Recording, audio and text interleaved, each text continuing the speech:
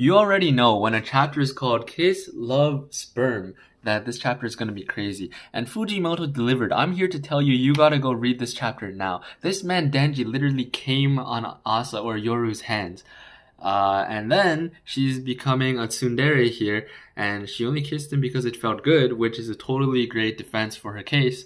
And my boy Denji is looking like he just got raped. But, this is a huge point of contention. Everyone's arguing about it. And this was really cool. People are saying this is like Fight Club. So I encourage you guys to go catch up to Chainsaw Man Part 2 right now.